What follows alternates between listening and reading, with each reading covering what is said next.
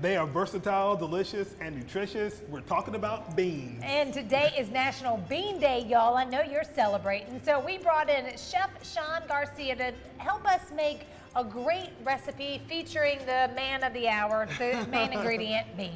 Thank you so much for having me.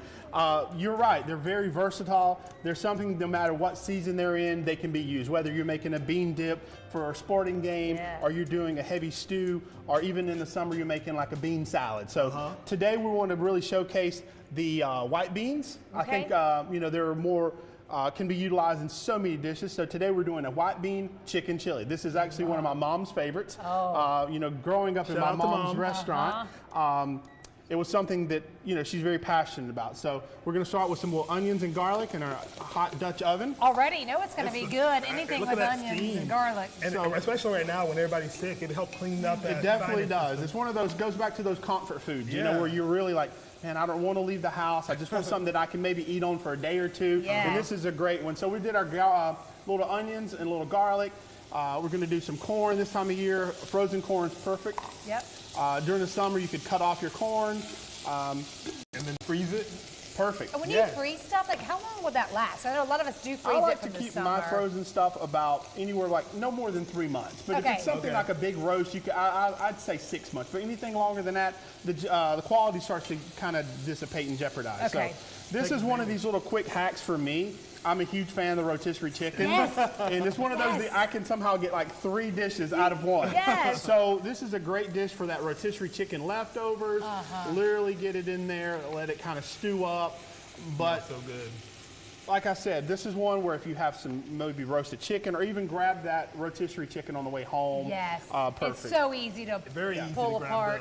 And you can always start with cooked beans. I like to do that because then I know where I'm at. If I put the raw beans, I like to take these, let them soak overnight in like salted water in the refrigerator and then cook them, and then you have a bigger chance of not busting the bean and becoming a mush. We love the chef because that is the thing. That with beans, sometimes when it becomes a mush, you're like, it just doesn't, it tastes good, but it just doesn't look as good. Another little quick tip on beans. If you don't have the time to let them soak overnight, put them in your pot, put all your aromatics, your seasoning, whatever you're going to put in there. Let them come up to a boil and then set them off to the back of the oven for about an hour. So you almost like blanch them, or you kind of like speed it up without completely making it over-absorb and break the bean shell. So literally let them come up to a boil, set them off the back, and then about an hour, hour and a half, they've kind of like hydrated some. Now start cooking. Now you're ready with. We're blanching beans. I'm learning words I've never heard of before. We're going to be blanching beans. So a little chicken stock in there. And most of this stuff you could have in your cupboard, kicking around.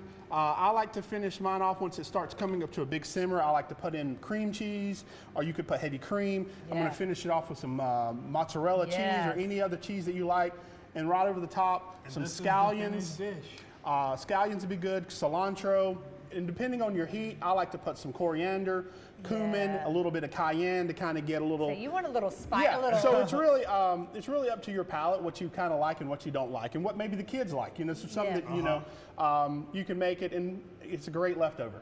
See, this is why I like that, especially if you start with the rotisserie, because mine that will not eat anything in chili form is that good. Here's a little plain rotisserie for you. You can have something for everybody, and all the different appetites and all the different palates. So definitely.